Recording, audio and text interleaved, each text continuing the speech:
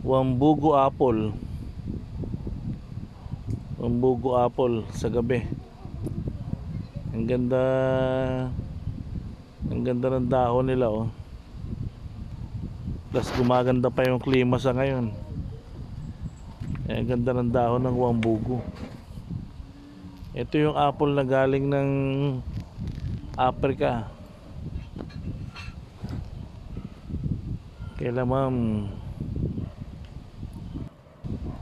Ma'am Catherine Wambugo. Siya ang manager ng Wambugo Apple sa Africa. Itong isang to. Ito naman yung Granny Smith. Granny Smith yan, ayan. Ito ang Wambugo. Dito nakatanim.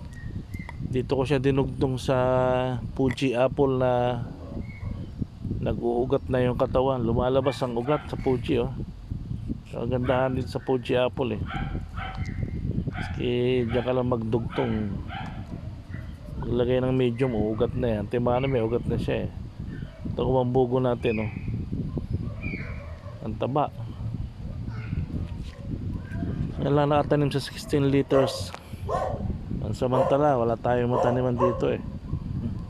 Yan ang dahon niya, oh.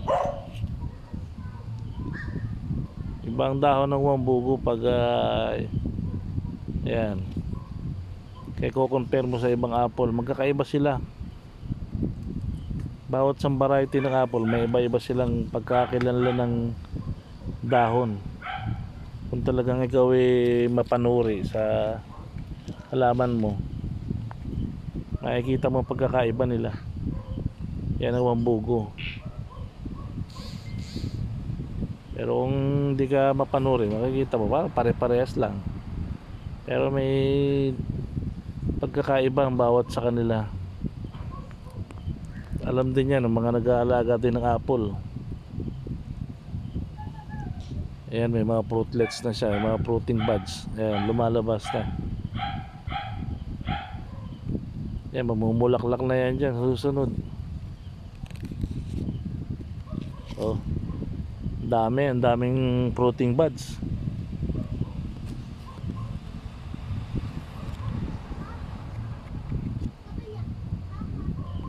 Ang Wambugo mabilis lumaki, eh. Mabilis siyang lumaki. Ito, iba ang dahon. Ito naman, ito M9.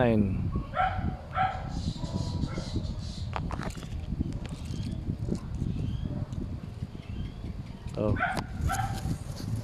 iba rin ang dahon, pero patulis.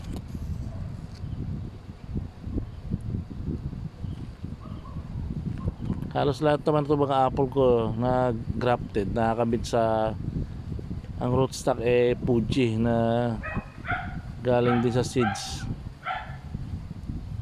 Ang mga 8 years na itong minarkot natin, then dilugtungan natin na ginrap natin sa iba't ibang variety tulad nitong Wambugo, yan M9, Gala, Granny Smith. Nakakatuwa pag nagkaroon ka ng successful na grab at lumaki na ng ganito. Sarap ng tingnan, ang lalaki ng dahon niya, oh. Wambugo.